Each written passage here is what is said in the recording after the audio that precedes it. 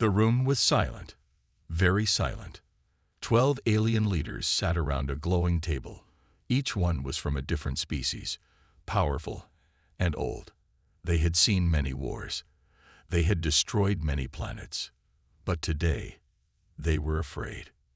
In the center of the table, a small cube floated. The cube was old, very old. It was from the time of the Elders, the first race of the galaxy, now long gone. The cube had been locked away for thousands of years. Today, they had opened it. Inside the cube was a message, not in words, but in warnings. Images, sounds, energy patterns, and one name, over and over again. Earth, humans. The cube warned, do not engage with this species. Do not approach. Do not interfere. Observe only. If you act, they will evolve. If you fight, they will learn. If you try to stop them, they will become unstoppable. High Chancellor Varix of the Zerans looked at the others. Is this some kind of joke? He asked. No, replied Grand Speaker Thaldrin. This message is real. The Elders left it for us, and they feared only one species, the humans. Another alien, the young and curious General Xarn of the Xarneth Empire, laughed. Humans? They are still on their small blue planet, fighting each other, weak, divided. But they adapt fast, said an old voice. It came from a being half covered in light, faster than any other species in known space. That is what makes them dangerous. General Xarn stood up. Then let us observe them.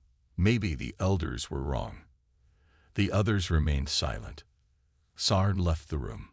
Far across the stars, on a quiet Earth night, a strange object passed silently through Earth's clouds. No one noticed. No radar saw it. It was cloaked in alien technology. It was a Xarneth scout ship. Inside, 2 aliens watch human life from above. They are primitive, said one. Still using fossil fuel. Still using metal bullets. But look, said the other. In less than 200 years, they went from horses to space rockets. No species moves this fast. Something is strange. They zoomed in on a war zone. Humans were fighting. Explosions. Fire. Fear. But in the middle of it all, courage. A human soldier ran through bullets to save his friend. He risked his life, said the first alien. Why? Emotion, the second replied. Very strong in this species. They fear death, but they fight anyway. They continued watching. A group of scientists in a lab tested a new engine.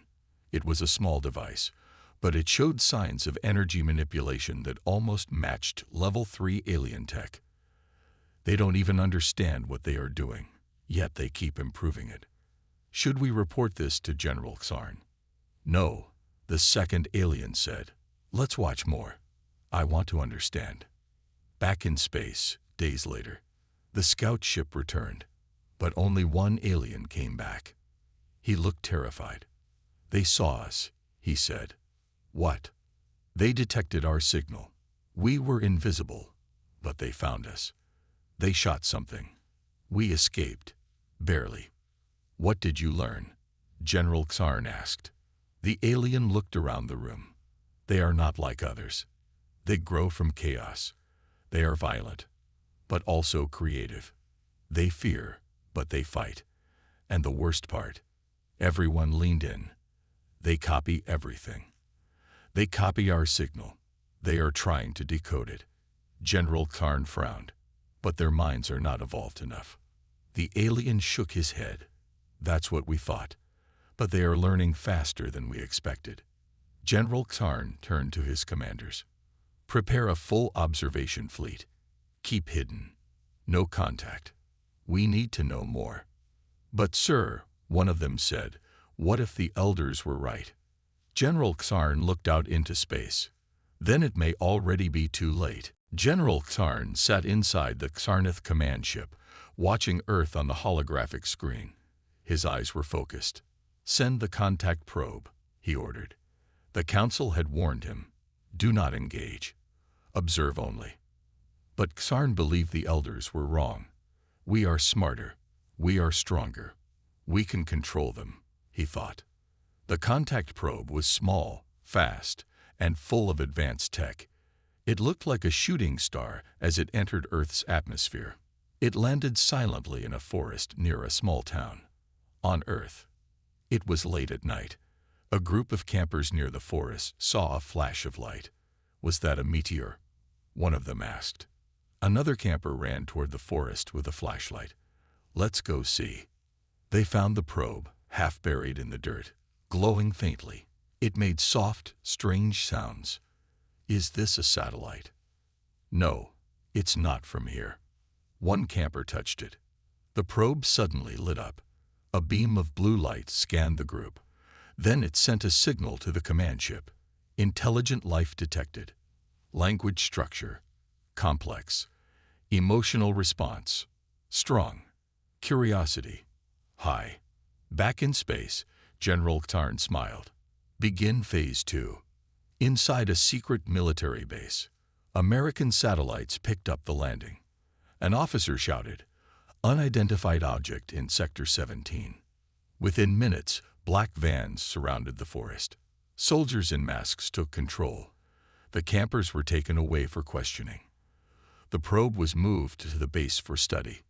Dr. Elena Reyes, a top scientist, was called in. "This isn't human-made," she whispered, touching the smooth surface.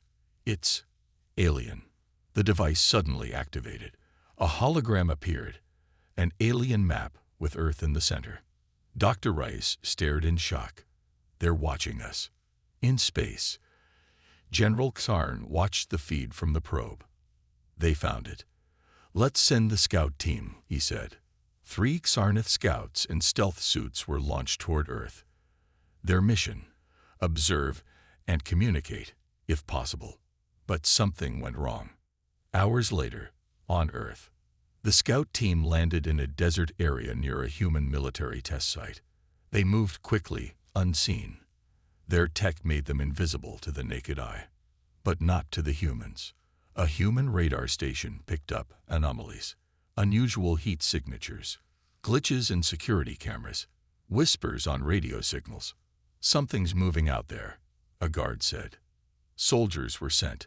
The Xarneth scouts were confused. "How can they see us?" one of them asked. A spotlight hit them. "Intruders," a human voice shouted. Suddenly, bullets rained down. One Xarneth scout was hit. His invisibility flickered. The others tried to escape. One used a small pulse weapon, disabling a tank. That was a mistake. The humans now knew this was not human tech. Alarms rang across the base. Drones were launched. One by one, the scouts were hunted. Only one survived. He returned to the ship, bleeding, shocked, afraid. General Xarn rushed to him. "What happened?"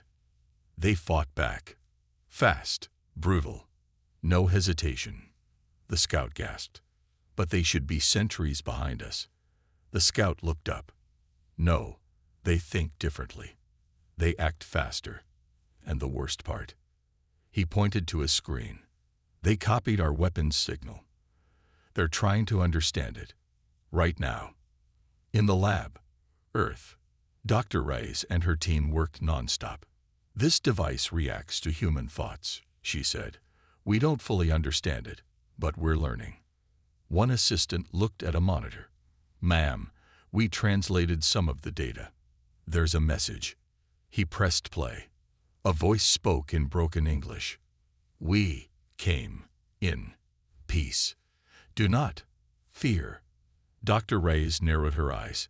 Too late for peace. She turned to her general. "Sir, I suggest we start developing defenses. Something bigger is coming." Meanwhile, in space, a meeting was held on the Xarneth mothership. Some officers wanted to retreat. "They are unstable, dangerous." But General Xarn refused. "We are Xarneths. We do not run. They attacked our scouts. They only defended themselves," someone whispered. But it was too late. General Xarn made his decision. We will return, this time with force. Back on Earth, in a secret global summit, world leaders met in a hidden location.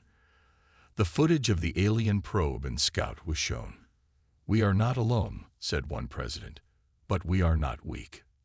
A general stood. "They came here. They made the first move. Now, it's time to prepare for war." The stars whispered, and Earth listened. Deep in space, inside the Cybernetic command ship, silence filled the war room. General Xarn stood in front of a giant hologram showing Earth. "They decoded our tech," said one officer. "That's impossible," said another. "Their minds are primitive." "No," General Xarn replied. "Their minds are dangerous, because they never stop learning. The Council had warned them once. Do not engage. If you fight them, they will evolve." They didn't listen. Now, Earth was responding. On Earth, Dr. Elena Reyes looked at the screen. The alien weapon they had captured 2 days ago was now active. Human scientists had figured out how to power it, how to aim it, and soon, how to build it. "This isn't just alien tech anymore," she whispered. "This is ours now." A general entered the lab. "How long until we can mass-produce this?" Dr. Reyes hesitated. 3 months, maybe less. The general smiled. "Good. We'll need it." In a hidden underground base, young engineer Rehan Khan stared at the alien data stream. His fingers moved fast across the keyboard. He wasn't part of the official science team, just a tech genius working on his own. "They sent us a message," he said to himself, "but they also sent us a gift." He connected the alien signal to a modified drone. The drone lit up. It hovered. It moved like nothing made on Earth before. "Now we fly like them," Rehan said with a grin. In space, the Cybernetic scout ship flew close to Earth again, but this time, something was different. "We're being followed," the pilot said. "By what?" General Xarn asked. A small object appeared on the radar, fast, sharp, and unpredictable. "A human drone," the co-pilot guessed. "But it's using our flight pattern." The drone fired. Boom!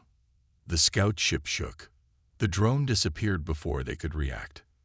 "They copied our design," the pilot whispered, "and improved it." General Xarn clenched his fist. "They are evolving too fast." Meanwhile, across the world, humans weren't scared anymore.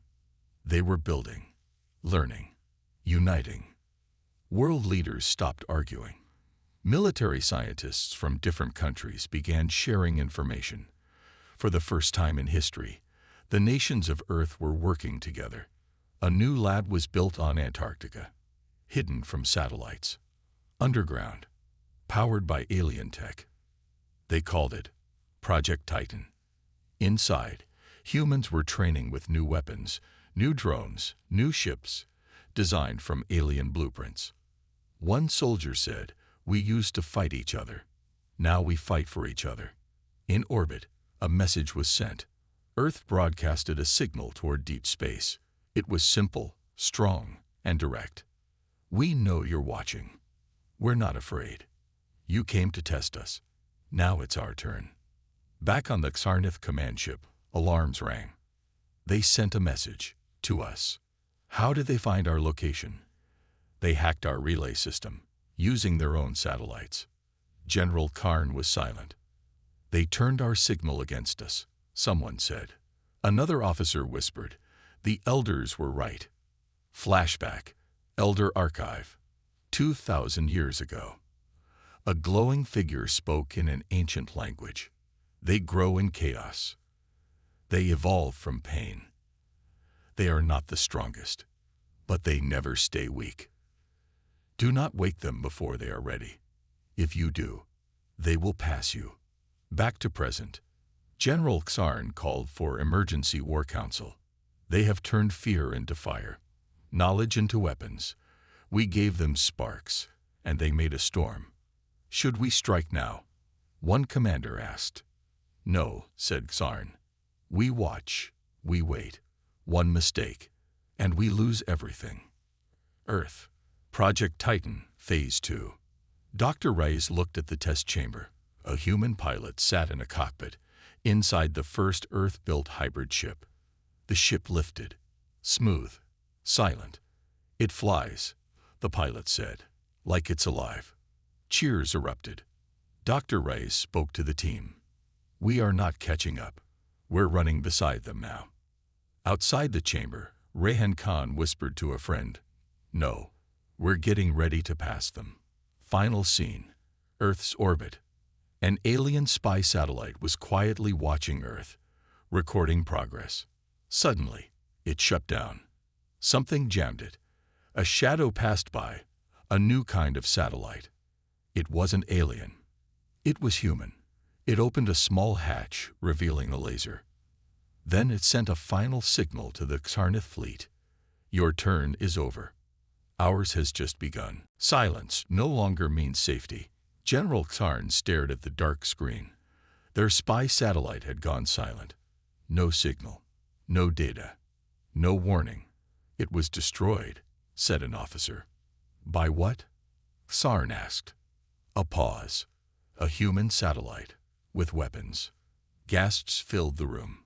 No one thought humans could reach this level, this fast. General Xarn turned to the stars. "They're not just learning. They're planning. We may have awakened a monster."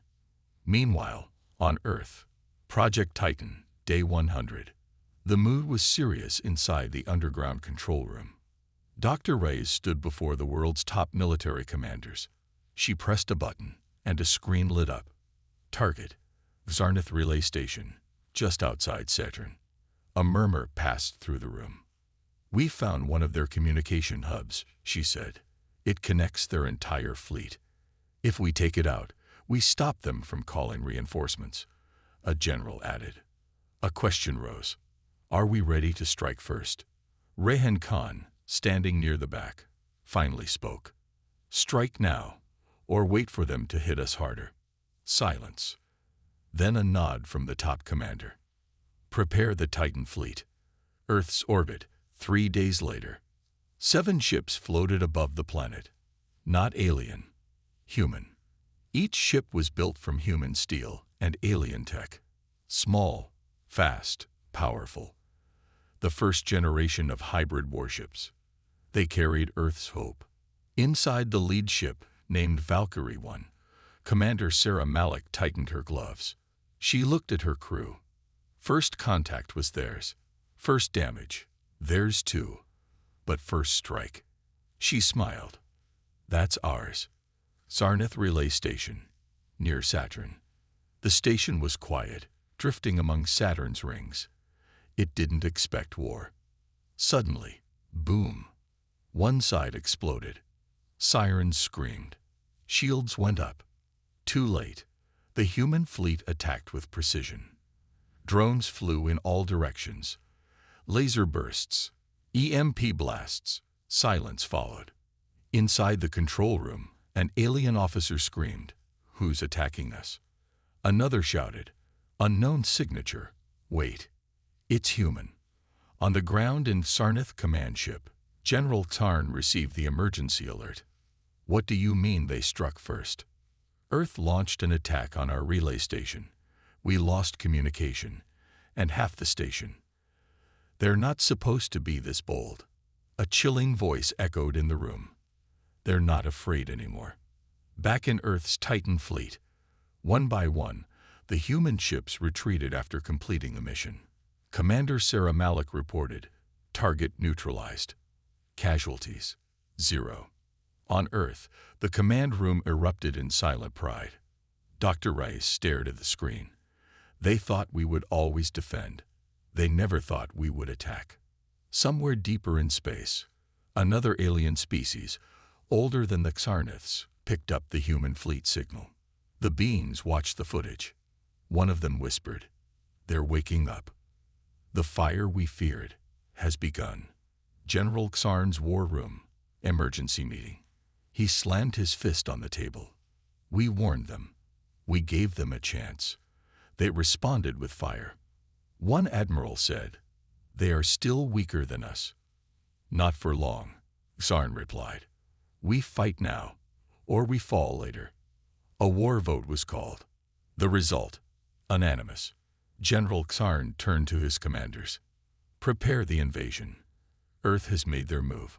Now we show them why the galaxy fears us. Earth, secret broadcast to the world. For the first time, the truth was shared with the public. Aliens exist.